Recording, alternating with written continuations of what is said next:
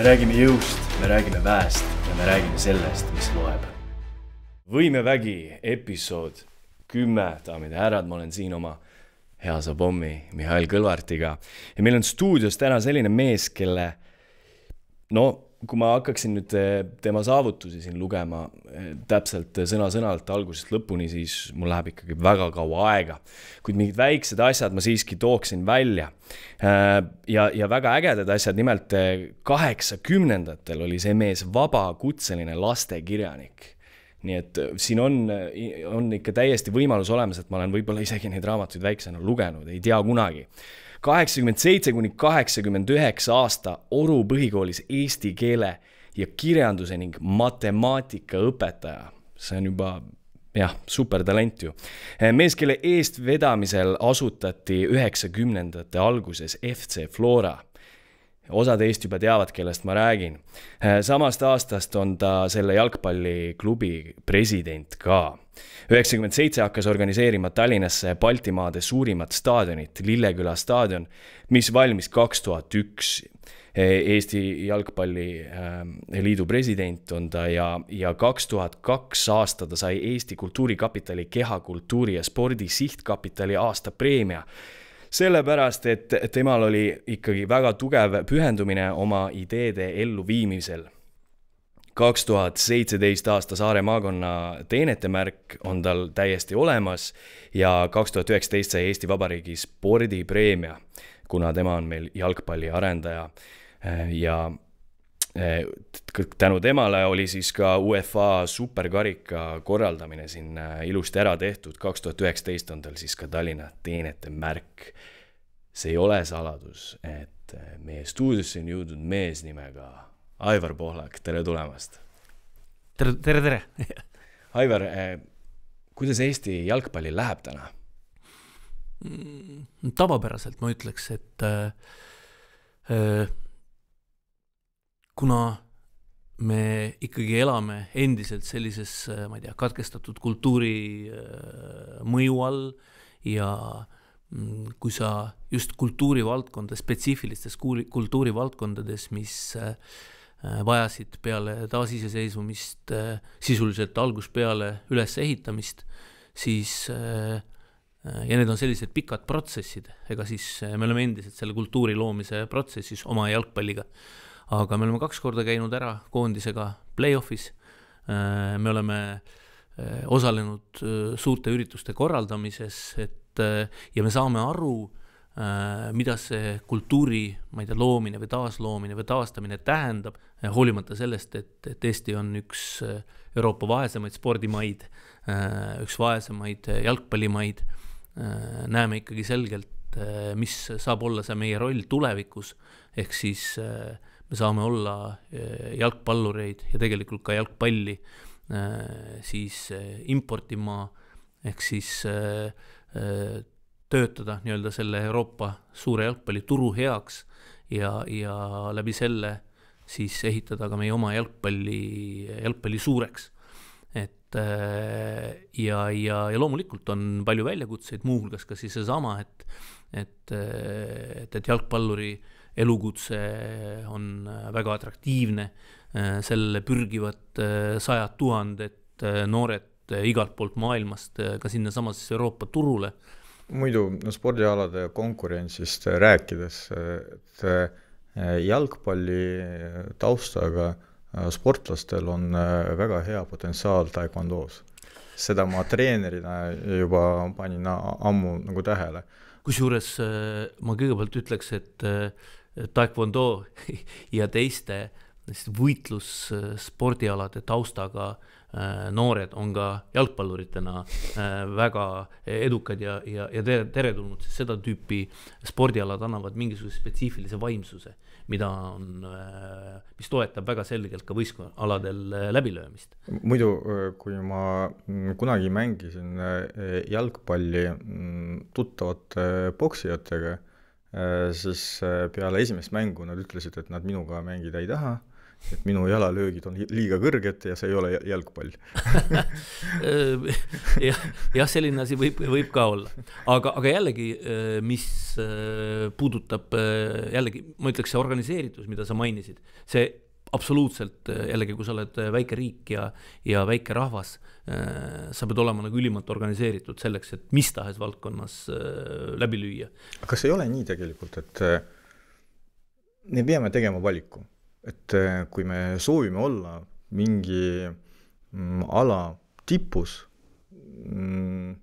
ma räägin praegu meeskonnaaladest, siis me tegelikult peame tegema valiku. Et nagu ei ole võimalik, et Eesti on tipus võrkpallis, jalgpallis, hokis, korvpallis, et mingi hetk, kas see on selle sama kultuuri küsimus, nagu Leedus näiteks, ja Leedus korvpall ei ole spordiala, see on religioon, nagu me teame. Just. Ja jalgpalli puhul mõni riigi kohta saab öelda samamoodi. No, paljude riikide puhul, ja see on tõepoolest kultuur, see on ajalugu, traditsioonid, kangelased, kangelane teadaolevalt on üks kultuuri osa. Et tegelikult, kui me teame täna, et umbes 50% Eesti noortest liigub, eks tegeleb spordiga, siis meil on seda ressurssi, mida kasutada veel ja veel.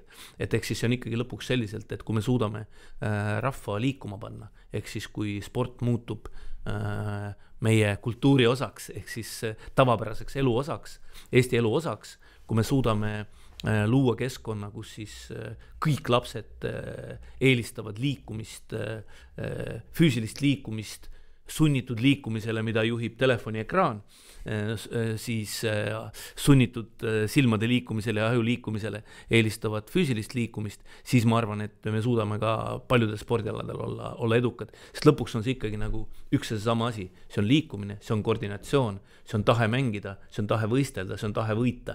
Aga see ressurss on ju potentsiaalne ressurss, et see ressurss, kes praegu lamab diivani peal, et see ei ole ressurss, et see on potentsiaalne ressurss ja selleks, et juhtuks nii, et oleks mitte 50%, vaid 75%. Või 100.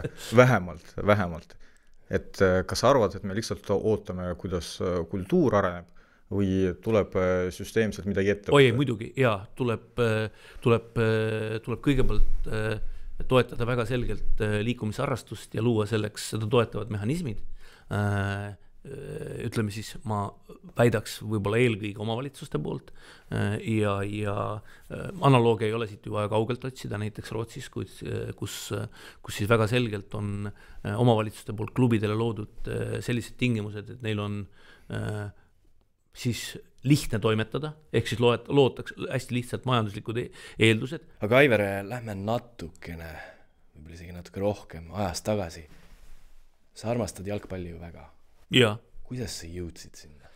See oli ikkagi hästi kirglik, emotsionaalne inimene ja mäletan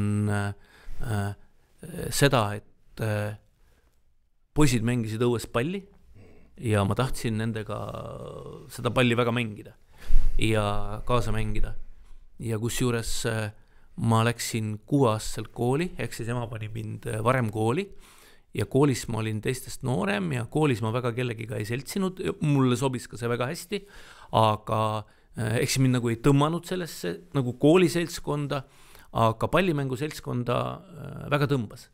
Ja kusjuures see on näiteks üks põhjuseid, miks ma oskan suhteliselt hästi vene keelt rääkida ja kuna vene poisid mängisid õues jalgpalli, siis eestlased... Ja sellepärast sa oled kirglik ja emotsionaalne inimene. Ja eestlased jalgpalli ei mänginud, ehk siis ma olin nii-öelda sunnitud siis mängima vene poistega ja sealt pärineb keeleoskus. Aga kirge emotsioonid, sul on õigus, mu ema on poolater tegelikult. Ehk siis kirglikkus pärineb sealt. Küll selline poolatar, kes tuli Eestisse 3-aastaselt ja kes tahtis väga saada eestlaseks. Ehk siis meil oli kodus väga selgelt ei räägitud mitte milleski muus kui sellest. Hoiti kogu kultuur sellise Eesti kesksena, aga aga noh, loomulikult võib-olla tänu sellele ka mul see keeleoskus tuli suhteliselt lihtsalt kätte või ütleme, keel paindub neid susisevaid häälikuid õigesti ütlema, kui see läheb järjest keerulisemaks, aga ma saan ikkagi suhteliselt hästi hakkama. Ehk siis kirg pärineb tegelikult sealt ja võib-olla ka siis, kui sellist ema poleks olnud, siis oleks mul võib-olla olnud raske näiteks nende vene poistega minna siin jalgpalli mängima, eks ole, ja sattuda sellesse seltskonda, aga see oli selline aeg jah, mil 60-ndad lõpp 70-ndad, mil eestlased ju jalgpalli ei mänginud praktiliselt, jah. Et nii, et selline lugu on selle taustal, aga see mäng ju kirjeldab oma olemuselt väga palju, väga erinevaid nagu tasandeid ja midagi mille on võimalik puudutada, ma ei tea, suurt hulka inimesi ja tegelikult ka, noh, ma ei tea, erinevaid enese välja elamise võimalusi, eks ole, et ma mäletan, et kunagi kuskil mingisuguses siis Euroopas mingisuguste kõrgete politseijuhtidega oleme arutanud siis ütleme sellisel spontaansel kohtumisel jalgpalli kui selline võimalus ennast välja elada ja tegelikult ütleme siis nagu korrarikkumiste või ka kontrollimise mõttes tegelikult mingit tüüpi nagu siis probleemide koondumist kuskile, kus neid on võimalik lihtsamalt kontrollida ja jälgida. Et antud juhul siis staadionite ümber ja nii edasi, et teatavates riikides on see siiamaani probleem, Prantsusmaal näiteks mõnevõrra ka Hollandis, aga Inglismaal, kus nad kunagi olid probleemiks siis jalgpalli, huligaanid ja seda tüüpi asjad, et see on juba minevik. Aga ikkagi, ütleme, lihtsam on, kui sa tead, mingi seltskond tuleb ennast välja elama jalgpallimängule, ka korravalvajatel on lihtsam seda kontrollida seal, kui et nad lähevad kuskile mingit jama korraldama kuskile, ma ei tea, mingisse rongijaama või ettearvamatusse või mida iganes. Kontrollitud kaos. Kontrollitud kaos, just nimelt, jah. Aga me teame, et inimesi, mehi ühendab siis õlusaun ja jalgpall. Aga mis oleks siis nagu sinu teine eluvalik, kui ei oleks jalgpalli? Et kuhu siis oleks suunatud sinu kirg ja emotsioon? Kirjandus. Et ma tegelikult arvasin, et minust saab kirjanik. Ma lõpetasin tipimajandusteaduskonna. See on siis tänapäeva mõistes tuleb lisada 5-aastases õppes, see on ilmselt siis see mingi, ma ei tea, magistritase või midagi sellist. Majandusega ma ei kavatsenud tegelema hakata, ei paku huvi mulle, siis ei ole minust... Kas sa praegu midagi kirjutad? Jaa, kapitalisti mõtlemine. Ma olin täiesti veendunud, must saab kirjanik, ehk siis ma 80-ndatel võitsin päris palju lastekirjanduse preemiaid ja nii edasi, sellepärast ma sinna kooli ka eesti keele kirjanduse õpetajaks sattusin, hiljem ka matemaatika peale üle läksin, aga kuskil 90-ndate alguses, võib-olla 90-ndate alguses kogu energia läks jalgpallile, sellepärast et seal oli nii palju probleeme, mis oli vaja lahendada, aga ma olen kogu aeg kirjutanud edasi ja mingil hetkel, ma arvan, ma praegu 62, ma pakun, et umbes 15 aastat tagasi, võib-olla 12-18 aastat tagasi, mul oli üks periood, kus ma nagu tundsin kahetsust selle üle, et ma ei ole, et must kirjanikku pole saanud, sellepärast, et mul oli nagu nii palju väljendamata mõtteid ja nii edasi. Ja tegelikult jalgpalliga tegutsedes ma ei saanud päriselt ka väljendada iseennast, ehk siis ma pean silmas nüüd ühiskondlikul tasandil, ma ei saanud võtta aga on ju aega veel. Hoiakuid, just, aga siis ma kuidagi leppisin sellega ja siis ma olen tegelikult kogu aeg kirjutanud ja kirjutan ka praegu, et ehk siis, aga see on ikkagi selliselt, et kõigepealt ma panen kirja, üldiselt loomine on ikkagi see, et kui tekivad inspiratsiooni hetk, et sa pead selle üles talletama, muidu see kaob, eks ole. Selleks on mul süsteem olemas, aga näiteks ma pakun, et kuskil 1,5–2 aastat tagasi mul tekkis selline periood, kus ma isegi suutsin süsteemselt kirjutada mingisuguse aja, aga näiteks 1,5 aastat tagasi jällegi see aeg pigem nagu kadus. Ehk siis praegu on jällegi selline märkmete tegemise ja mingite mõtlemiste periood, aga ma siiski pigem olen veendunud, et ühe asjaga peale eluraamatu, ma arvan, et ma saan ikkagi hakkama. Sellepärast, et hästi pikalt olema midagi sellist teinud ja see hakkab kuskile maale jõudma. Aga jällegi, ma ei muretse täna selle pärast või see ei tekita mul justkui nagu, et ma oleksin justkui nagu mingi nurga alt nagu realiseerimata, et see ei tekita, aga kolmas, paha tunnet, aga kolmas on loodus, ehk siis mingi lapsena mõtlesin, et metsavaht võiks midagi sellist olla. No tänapäeval neid metsavahte väga enam ei ole, et või ütleme siis nii, et nad ei tegele mitte sellega, mis vanasti olid, ehk siis metsade valvamisega, metsade hoidmisega.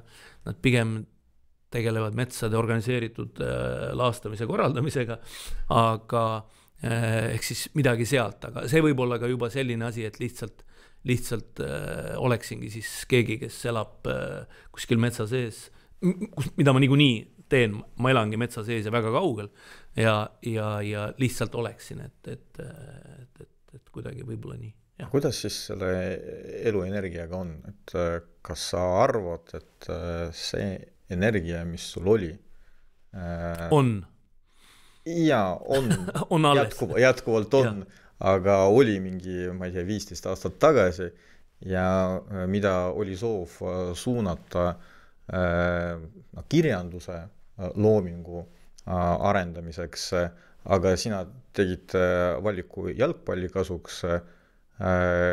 Kas ongi nii, et vahet ei ole, et sul on mingi potentsiaal ja siis sa teed valiku, et või see oli see energia, mis oli tegelikult loodud just kirjanduse potentsiaali realiseerimiseks? Ma arvaks pigem niimoodi, et vaata, erinevatel inimestel on erinevalt, eks ole, et mõni on ju väga kunstnik ainult, eks ole, mõni on ju ainult loome inimene, kes on praktiliseks eluks lausa raskelt toimetab.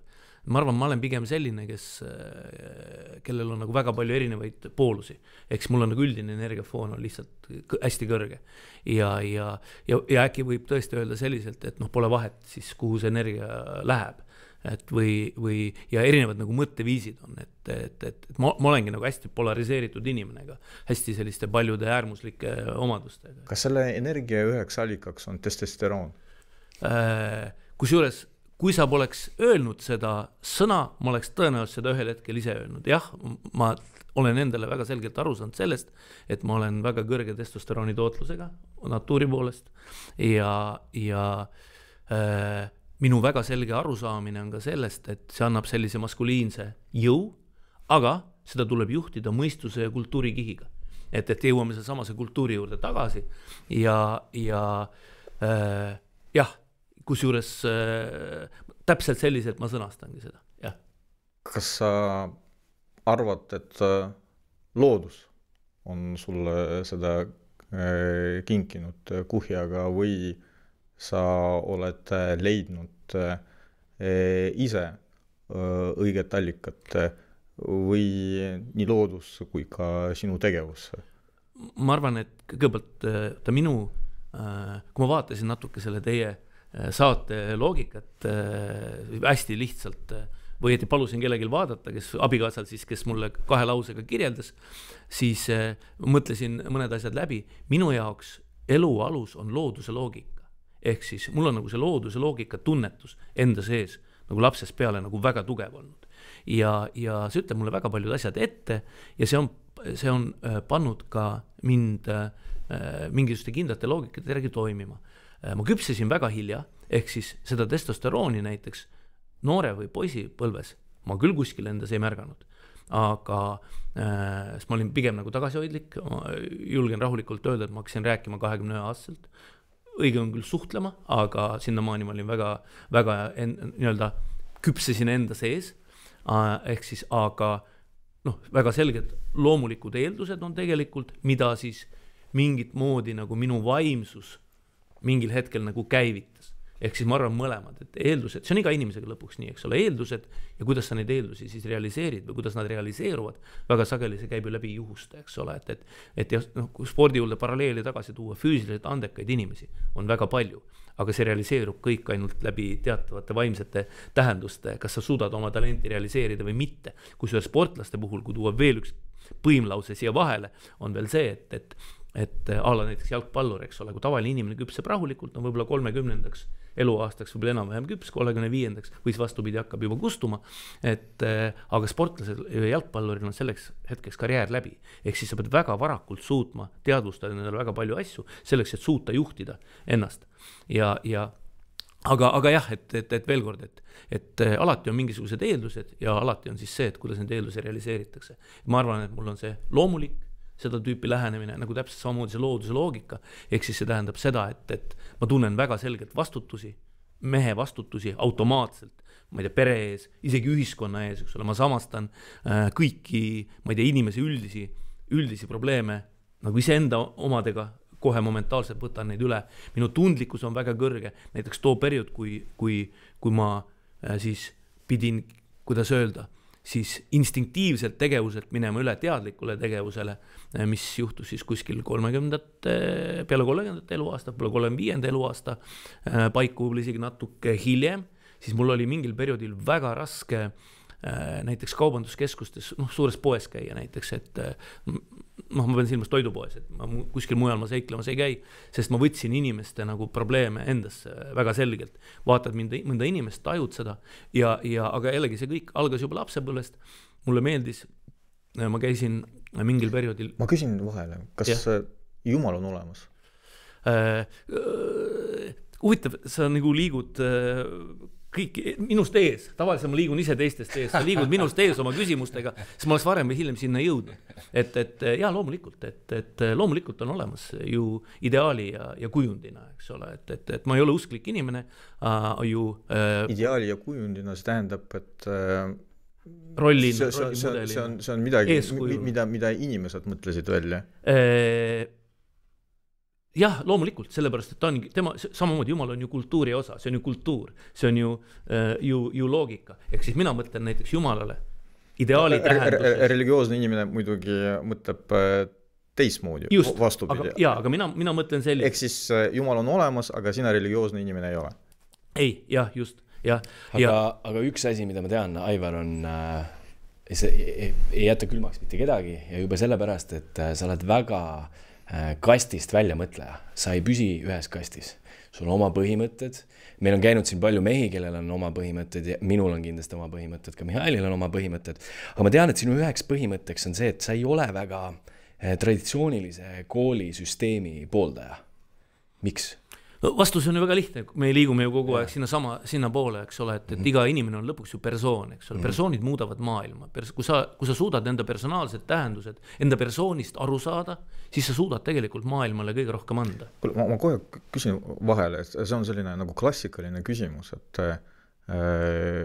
kuidas tsivilisatsioon areneb, kas persoonid näitavad suuna või tekib selline olukord maailmas, tsivilisatsioonis, et on selline ajastu, et see aeg ise lükkab ette vajalikke inimesi, kellest saavad ajaloolised isikud. Et kas muna või kana? Aeg loob eeldused ja eelduste tingimustes siis persoonid hakkavad seda aega kujundama. Aga näiteks tänapäevas kontekstis ma ei julgeks üldse selle teemat nagu väga sellise nurga alt püstitada, sest mina väidan, et maailmaga mõnda aega manipuleeritavad inimesed, keda sa tegelikult ei näe, kes on täpselt samasugused persoonid, aga nad on, ma ütleks, traumeeritud persoonid, nad on inimesed, kel tegelikult pole juhtimisvõimekust, aga kes tahavad olla keegi. Et ehk siis ma arvan, sealhulgas ka nende inimeste seas, keda me näeme, on selliseid päris palju. Jah, just täpselt. Nii, aga tulles korra tagasi, siis minu nagu tahe on ütleme siis, vaata, igal inimesel, minu üks motodest on selline, et kui igaüks meist teeks enda elu natuke keerulisemaks, oleks maailmas palju ilusam elada. Hästi lihtne. Aga selleks, et aga inimesed eelistavad teiste inimeste elu teha keerulisemaks. Just, aga minu nagu lähtekoht on selline ja selleks, et mul on 5 last ja 11 lapselast ja mu keskmine tütar, tal peaks sündima lähikuul kaksikud veel, nii et 13 lapselast varsti. Ma arvan, et see kirjeldab seda sama, mis sa enne ütlesid, ühelt poolt seda sama testosterooni, aga testosterooni selles tähenduses, et elujõud. elujõud. Tänapäeval 13 lapselast ja üks laps on veel alaealine. On, ma arvan, haruldane pigem, eks ole. Ja. See on see koht, kus tõenäoliselt tuleb küsida midagi traditsiooniliste pereväärtuste kohta. Mis on üldse? Just, aga lõpetame selle teise jutu korraks kõigepealt ära, et ehk siis ja mul on oluline, et minu lapsed oleksid iseseisvalt mõtlevad inimesed. Ja see on see põhjus, miks ma ei ole neid kooli pannud, nii palju kui see on olnud võimalik. Kusjuures viimane laps läks gümnaasiumisse alles, kõik 9 aastat oli kõigepealt koduõppel ja niimoodi, kõigepealt esimene asi on see, et sa saad, kui sa ise last õpetad või temaga koos kasvad rohkem, ta on ju sinu moodi, ehk siis see tähendab seda, et sa saad anda talle väga palju vastuseid. See ongi sama kogemus edasi andmine, mida sa oled ise läbi elanud, sa oskad kirjeldada. Nii nagu sina seda maailma näed. Tunnetad, aga sul on ju võimalik aru saada, kas laps selle nurga alt on sarnane või on erinev. Et kui sa oled hea õpetaja, sa saad ju sellest aru, mida sa tohid talle öelda, mida sa tohid, ma arvan, et see kuhu suunata ja kuhu sa tohid suunata, kuhu sa ei tohi suunata, ma arvan, et see lähenemine sulle meeldib, eks ole, ja sa ise nagu õpetajana ehk siis lapsevanemana, sa tajud selle ära, aga selle algus on see, et sul ei ole ükskõik, see tähendab seda, et sa oled tema lähedal kogu aeg ja sa oskad anda talle vastuseid ja minu kogemus oma lastega ongi selline, et ma kuulen nagu väga tihti seda, et sa oled mulle seda rääkinud, mul oli sellest olukorrast väga lihtne nagu välja tulla või läbi tulla, sellepärast, et sa olid mulle rääkinud, kuidas sinul sarnaste olukordadega oli. Ja isegi tüdrukule on võimalik kirjeldada mingisuguseid selliseid, seda tüüpi nagu tähendusi, ma ütleme siis nagu isegi hoolimata sellest, et ma olen mees, mingid naiseks olemise tähendusi, sellepärast, et ikkagi selle elu jooksul sa näed kõrvalt üht, teist, kolmandat või kuuendat, et eks siis ja siit tuleb nagu automaatselt see, et tegelikult selline suhtlemine järeltulijatega on võimalik ikkagi ainult traditsioonilises peremudelis lõpuks. Sellepärast, et ja ka veel selle nurga alt, et sa pead nagu väga selgelt nagu andma endale aru, eriti mina, kes ma olen olnud kogu aeg väga hõivatud, et sa pead kogu aeg meeles pidama seda, et sa ei tohi teha midagi pere arvelt. Või siis, kui sa täna teed seda pere arvelt, siis sa pead homme seda kompenseerima. Ja nii edasi, et ehk siis tõepoolest, sa kirjeldasid põhimõtteid enne, eks ole, siis ma ütleks selliselt, et ma olen mõnikord inimestele soovitanud selliselt, võtke keerake seal taflil valge leht ette ja kirjutage üles need põhimõtted, mida te järgite kogu aeg. Ja te saate enda kohta väga palju teada. Et eks siis meil kõigil või saate teada, et teil põhimõtteid ei ole. No näiteks jah, aga ütleme siis niimoodi, et pane kirja asjad, mida sa järgid, mis on sinu jaoks nagu tähtsad, mille järgi sa kogu aeg käid, eks ole, kas või sama lihtne asi, et ma lähen ööseks koju, eks ole, ja siis vaata, mida see su kohta kõneleb, ja siis sa saadki aru, kas need on põhimõtted või need on hoopis midagi muud, eks ole, et kui sa oled kogu aeg on väsimus või mida iganes, eks ole, et kogu aeg oled väsinud elust. Aga põhimõtted on nagu väga sarnased väärtustega. Just, jah. Põhimõte ei ole päris väärtus, aga nagu väga lähedal. Et iga väärtus peaks olema põhimõte, aga iga põhimõte ei ole väärtus. Aga kui rääkida nüüd sellest väärtussüsteemist, kui paindlik see peab olema ja kui paindlik on sinu väärtussüsteem, kas on midagi, mis on sinu jaoks nagu mustvalge, 100% kindel ja kui sa räägid sellest põhimõtete nimekirjast, sul on sellised kuldsed põhimõtted, ei saa ümber ega üle. Et see nii on, jääb, alati oli ja sa nagu tunnistad endale, et siin sa jäid alati endale kindlaks. On sul selliseid? Jah, ikka, aga vaata kõigepealt sinu jutu alguse juurde ma tuleksin korraks, või küsimuse alguse juurde, et vaata igal asjal on nagu, kuidas öelda, mingisugune skaala. Väärtustel on ka oma skaala.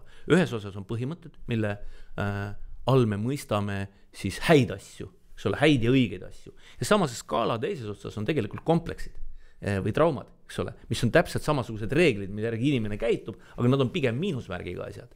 Ehk siis, et see skaala on tegelikult sarnane. Kompleksite puhul see tihti ei ole ikkagi teadlik valik, et aga see muutub täpselt samasuguseks reegliks inimese käitumise juures ja käitumise mustriks täpselt just ja inimene ise käitub ikkagi nende asjade järele ja noh, sõnastades tõenäoliselt neid endale kuidagi teistmoodi, aga tegelikult see on seesama see telje teine ots lihtsalt, miinusmärgiga ots, aga elu ta mõjutab täpselt samamoodi ja ehk siis ja kui on väga suure energeetikaga inimene näiteks, kes selliseid miinusmärgiga põhimõtteid ellu viib ja näiteks samal ajal, ma ei tea, et on tohutute ambitsioonidega ühel või teisel põhjusel, aga näiteks ei oma juhi võimekust, aga meeletult tahab protsesse suunata või juhtida, siis me võime saavutada nagu väga traagilised tagajärjed lõpuks.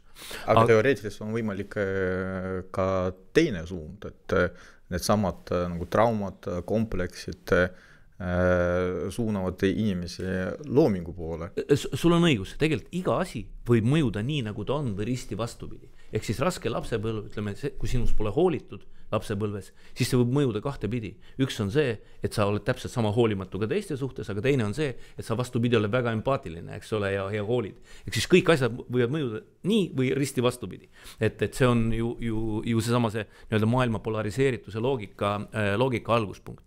Aga ja mul on nagu hästi palju reegleid, et enda jaoks just sellised nagu põhimõtte tüüpi asju, millel on ka mingid tähendused, mis võivad kõlada nagu väga lihtsalt. Näiteks selline, et ma ei lõpeta mitte kunagi telefonikõnet lapsega ise. Mitte kunagi. Hoolimata sellest, et vanem poeg Riigikogu liikmena on mul juba 40 saab sel aastal, eks ole, 40 ja noh, noorem laps on 17. Selline põhimõte, ma ei lõpeta mitte kunagi telefonikõnet omal initsiatiivil. Jah. Ülilihtne asi, ühelt poolt, eks ole, teiselt poolt jällegi väga keeruline jälgida, aga kui suurt tähendust ta tegelikult omab, eks ole. Ja kui suures huvitav on see, et näiteks Pellega me, ma arvan, kõnede lõpus sageli, tema on siis noorem poeg, vaikime. Sellepärast, et mul on tunne, et tema intuitiivselt, tema, ma arvan, endale sõnastanud seda ei ole, aga intuitiivselt on tal sama, et ta ei taha kõnet ära lõpetada. Ja, et eks siis ja see on teistpidi jälle nagu väga loogiline, et see selliselt nagu toimib. Et eks siis sellised lihtsad asjad või täpselt see sama, et kui sa küsid, kas olla nagu paindlik, eks ole, siis ma lähen tahan igal ööl koju minna, igal ööl kodus olla, aga loomulikult, kui mul läheb hommikul Tallinnas 7:20 lennuk, ma pean kuskile minema, siis paraku ütleme niimoodi, et ma kaalun, kas näiteks mul on mõistlik tulla hommikul 3:30 kodust välja ja olla ja siis aga kui rääkida väärtustest, et no sellised võib-olla sügavamad elu aspektid, et ma kunagi ei valeta või siis no minu jaoks see käitumise viis on nagu no way või no kui inimene teeb või ütleb midagi nagu sellisel viisil, siis ma sellele inimesele kunagi kätte ei anna. Kas nagu sellised, võib-olla natuke brutaalsed. Kõigepealt, vaata, ma ei tea, looduse loogika järgi elades või looduse loogikat tundes, looduse loogikas on tõde sisse kirjutatud tegelikult. Ehk siis tõe tunnetus näiteks on mul väga kõrge. Ehk siis ma ei pea tõe või õigluse või mõlemad? Mõlemad. No, ikkagi nad puutuvad väga, väga tugevalt kokku omavahel ja ehk siis näiteks sellist põhimõtet, et ma ei valeta või ma ei pea endale seda panema, see on nagu minus sees automaatselt. Et jah, aga näiteks kui sa see teine küsimus, siis puutab seda, et kui keegi noh näiteks, ma ei tea no see oli näide. No. Käitub ebaõiglaselt või väga halvasti, siis ma ei tea, minu arust ma võtaksid siin, mul on pigem nagu selline religioosne hoiak, eks ole, et keera teine põsk nii kaua, kui sa suudad. Ja, aga ma ütleks, on 2 inimest, kellega ma ei räägi ja kellele ma kätte ei anna. Ja need on minu jaoks erandjuhtumid, aga see peab olema nagu sügavalt alatu käitumine. Ja sügavalt alatu käitumine, sest üldiselt vaatan andestamine tegelikult maru oluline printsiip, eks ole. Kas see testosterooniga läheb ka kokku? Läheb kindlasti, jah, sellepärast, et aga see ongi see, kus sa pead testosterooni kontrollima kultuurikihiga ja mõistusega, eks ole. Ehk siis see tähendab seda, et nendes 2 olukorras ma olen järginud testosterooni, kes ütleb, et minuga on käitatud alatult, väga ebaõiglaselt, ma rõhutan, väga ebaõiglaselt, jah, sest et tavaline väga ebaõiglane käitumine on lihtne andestada, jah, et ehk siis seal juhib seda testosteroon, millele mõistus annab selle kirjelduse ja ütleb, et selles olukorras, nendes üksikutes olukordades on okei nii käituda, on okei, aga ütleme siis, mitte ainult tavaolukordades, vaid tavaolukordadest väga palju veel allapoole ikkagi on oluline andestada ja kontrollida testosterooni poolt suunatavat emotsiooni ja kirge ja keerata teine võsk. See on religioosne kultuur loomulikult. No kristlik, jah. Konkreetselt kristlik. Ehk siis sa tahad öelda, et testosterooni sul on palju, aga see on 100% sinu kontrolli all. 100% minu kontrolli all, tõepoolest, jah. Kuule, enam ei ole saladuski, et sa oled ju loodusmees ja mulle meeldib ka väga loodus käia, ennast seal laadida. Kas see on ka põhjus, miks sul olid vahepeal need ägedad nahkvestid, mida ma pole ammu näinud? Ma olen ka kuulnud, et sul on või olid mesilased. On siiamaani väga äge. Ja kas see on ka põhjus, miks sa valisid Saaremaa?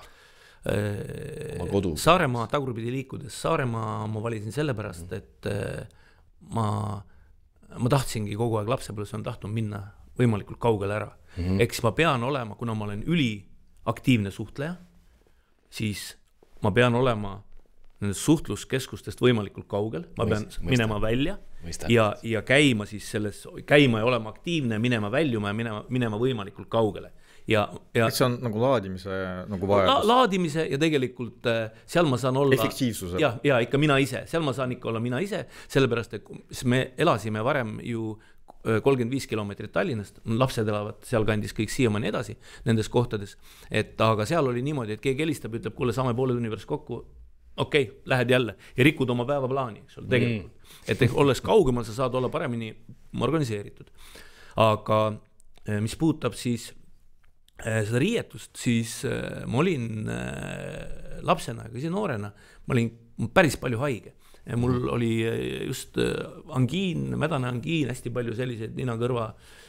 Ma märkasin, et kandes sünteetilisi riideid, sünteetilist kampsuni, siis hommikul panen selga ja õhtul on kurk haige. Ja ühel hetkel ma sain nendest seostest aru ja hakkasin siis kandma lambanahkseid vesti ja lambanahkseid või lambavillast kootud kampsuneid. Ja Kuressaare turul veel leidsin siis need vanad daamid, kes neid müüsid seal ja palusin endale spetsiaalselt kududa.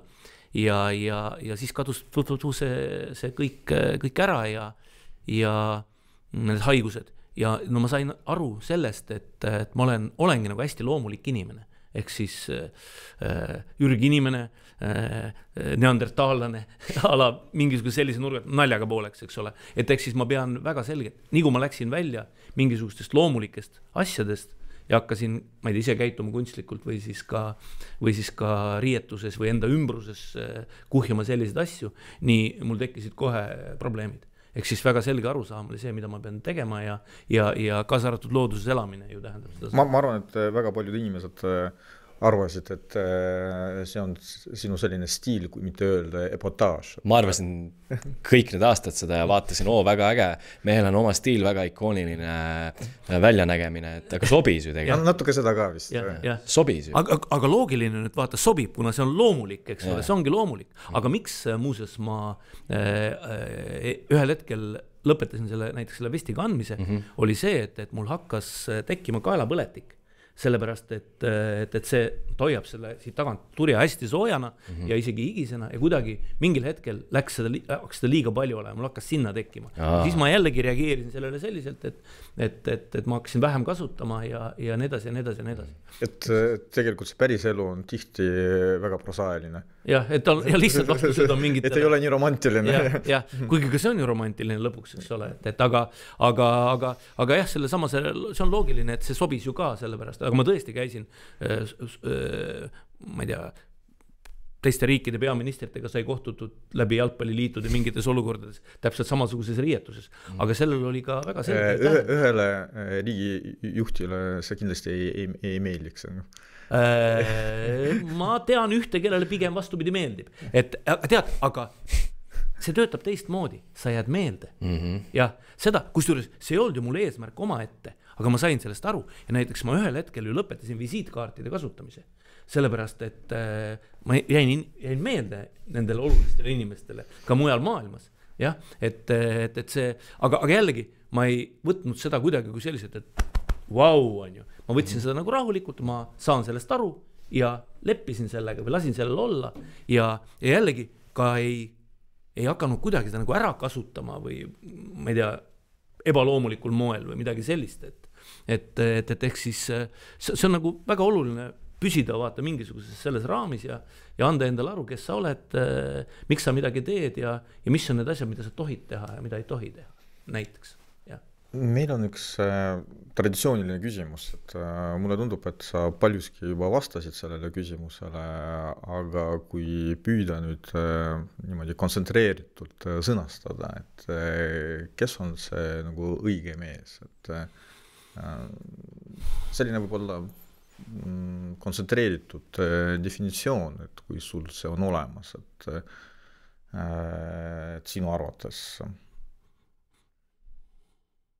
minu jaoks on see väga paljuski selline juba instinktiivne käitumine, et ehk siis mis teeb minust mehe, instinktid ütlevad seda kõike ette, aga ma ju loomulikult tean, mis on need asjad, vastutusvõime, võime iseseisvalt mõelda, samal ajal võime kohaneda, ehk siis mõista seda, kus sa võid käituda indiviidina ja kus sa pead käituma vastutustundlikult, vastutades mingisuguse grupi eest või mida iganes. Et ehk siis kaitsja, toetaja, õpetaja, jah, midagi sellist, et minu jaoks on isa, vastutaja, kaitsja, õpetaja, ema on hoolija ja paitegija. Ehk siis kuidagi selliselt, et ma vaataks seda pigem nagu sellise nurga alt. Aga sa alustasid sellest, et see on paljuski instinktiivne nagu käitumine. Kas see tähendab, et see on looduse poolt programmeeritud, et kui palju siin on looduse, või siis Jumala poolt ja kui palju siis tsivilisatsiooni poolt? Jällegi, see on ju koostöö, ehk siis see tähendab seda, et kõige alus on loodus, kõige alus on see, kuidas ma ei tea, loodus toimib, ehk siis liigi kestmine. Loodus on ju pannud, kui inimene hakkab ignoreerima seda looduse põhiteesi, et loodus toimetab kõiki liigi kestmise eesmärgil, kui inimene sellest aru ei saa, siis ongi kõik läbi.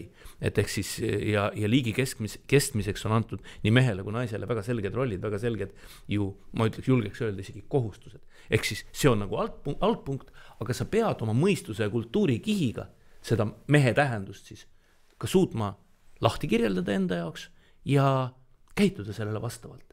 Ehk siis loodus võib liigi kestmisele panna ka väga selliseid brutaalseid meetodeid, eks ole, et hävitad konkurendi lihtsalt ära ja kogu lugu, et lõikad tal kõri läbi piltlikult öeldes. Kujundlikult. Kas on ka seda juhtunud sinu elus? Ei, pigem mitte. Ütleme kujundlikult jah, kui minu kõri kallale on tuldud, eks ole, kujundlikult ma pean seda silmas. See ongi sama, kus sa pead ennast kaitsma, eks ole. No ei ole võimalik, et sinu elus ei olnud konkurentsi ja ei olnud konkurente, kellega oli vaja võidelda ja võita ka. Muuseas, vähem kui võiks tunduda, sellepärast, et ma arvan, et ma pigem olengi võitnud läbi loomuliku olemise ja selle, et minu jõud, ma ei tea, toetada, juhtida, suunata, lahendada probleeme on nagu väga kõrge. Jah, on olnud üksikuid olukordi, tõepoolest, aga muuseas ma olen ka seda tähele pannud, et kui ma näiteks peaksin... Kas sa nooruses kaklusi ka oli? Ei, vastupidi. Ei olnud? Ei, üldse mitte, absoluutselt, jah. Ja mul ongi... Me mängisid vene poistega jalgpalli ja kaklusi ei olnud? Ei olnud, kusjuures ei olnud. Minul ei olnud, teistel oli. Aga ma olen võimeline asju teistmoodi lahendama. Ja muuseas, ega see on ka, ütleme siis niimoodi, et ma olen mingites olukordades olnud kunagi noorena, aga ma saan väga selgelt aru, minu empaatia on sedavalt suurem, kui teist lööma hakkan, siis mul enne, kui see löök kohale jõuab, mul hakkab tast kahju. No see on juba kristlik lähenemine. Jah, just. Ehk siis... Aga tegelikult testosterooni puhul on ka nii, et kui see jõud on olemas, sa ei peagi seda demonstreerima, et teine inimene teine mees. Tajub seda ise. Jah, ei, no nii on, me ju teame, kuidas, kui me koertega jalutame, me näeme, kuidas hierarhia toimib, eks ole, et mille kaudu. Kuidas koerad sind kardavad? Kusjuures vastupidi. Ma pidasin silmas seda, kuidas koerad oma hierarhia määravad, mille kaudu, eks ole. Ma sain aru, aga vastupidi, et mul juba lapsena oli selline, et kõik inimesed imestasid, kuidas kurjad koerad tulevad minu juurde, on sõbrad. Ehk siis nagu loomadega alati saanud väga hästi läbi. Ehk siis veel kord, inimese tähendus on suuta jälgida looduse loogikat, mehe tähendus on suuta jälgida looduse loogikat, aga mõista ka mõistusega ja tunnetega seda, mida meheks olemine, inimeseks olemine tegelikult tähendab. Teada ei ole kõike võimalik, tajuda ja tunda on võimalik kõik. Ma tean vastust, aga ma küsin, et sa oled enda lastele juhendaja, õpetaja, eeskuju või ka sõber?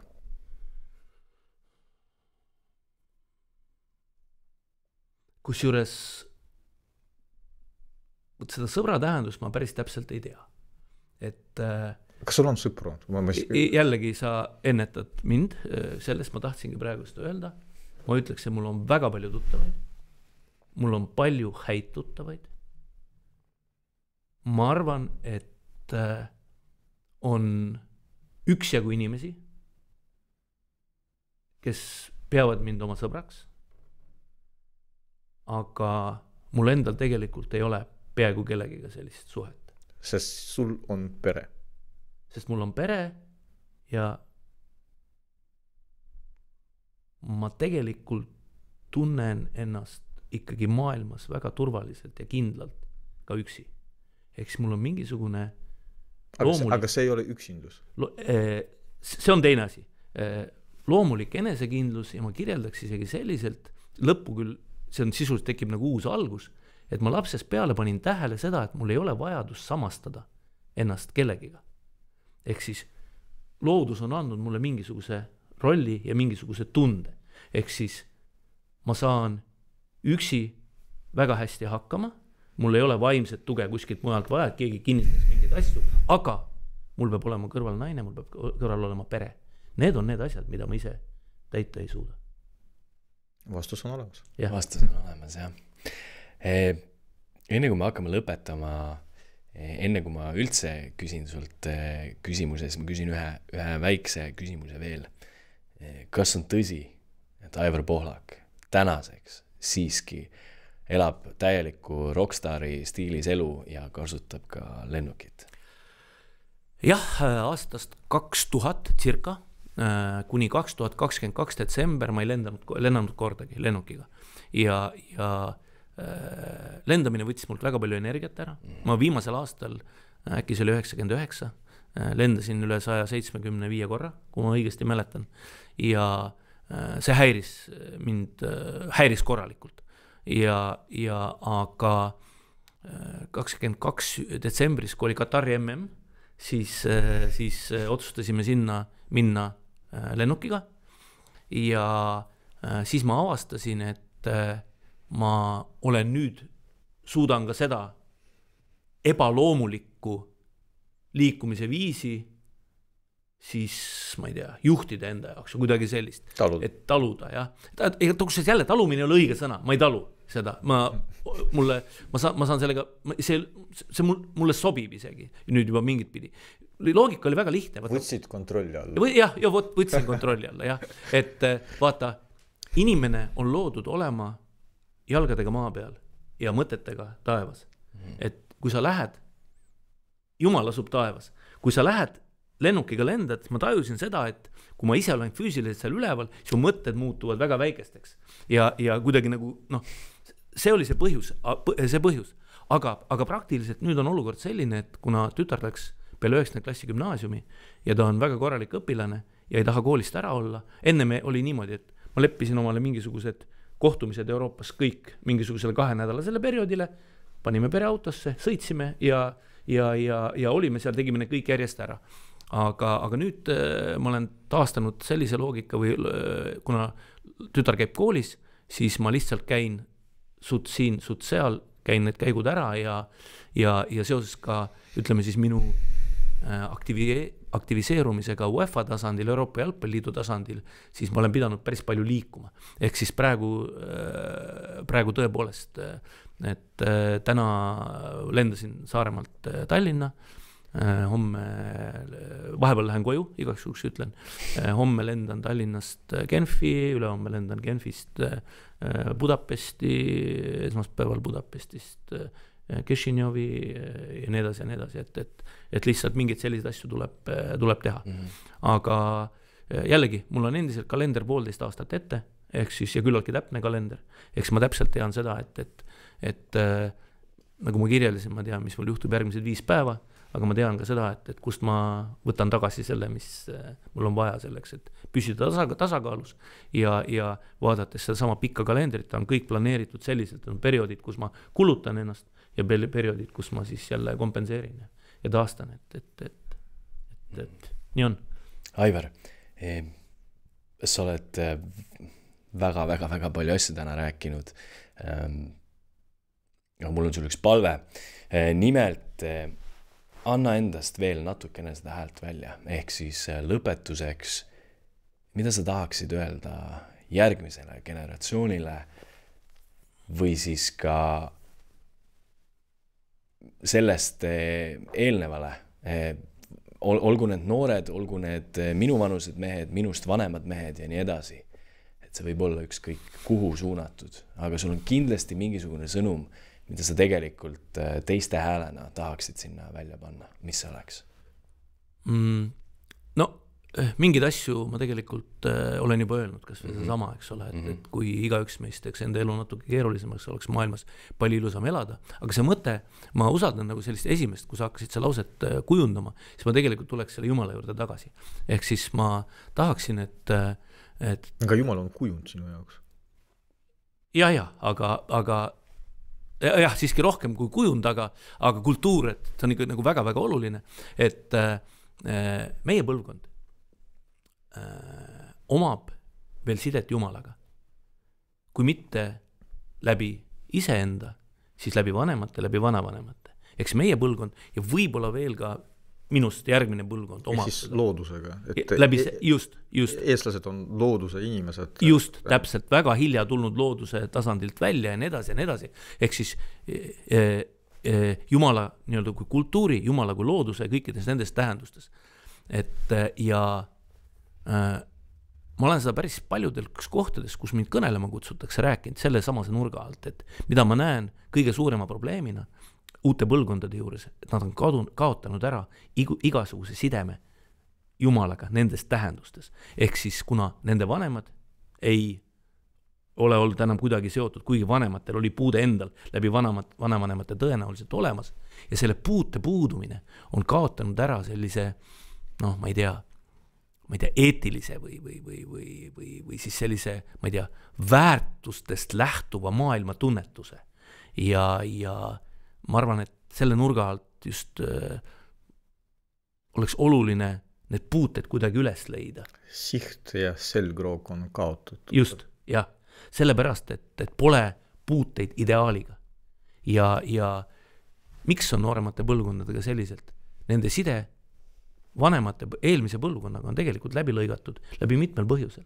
Sellepärast, et pered ei toimi peredena, sellepärast, et vanemate ja laste vaheline suhe ei toimi, sellepärast, et vanemad peavad ühelt poolt tegelema sellega, et peret üleval pidada, punkt 1, ja punkt 2 ülejäänud aja tegelevad meelelahutusega, sellepärast, et seda neile sunnitakse peale, siis ütleme kohustuste asemel, mis tegelikult on inimeseks olemise normaalne tähendus. Ja noortelt endalt võetakse ju ära reaalne suhe vanematega läbi selle, et nende suhe on asendatud mingisuguse nutisuhtlusega ja mingite selliste asjadega, et lause, mida ma veel olen öelnud, on see, või sageli ütlen, on see, et inimese mõtted kujunevad vaikuses ja inimese tunded kujunevad üksinduses.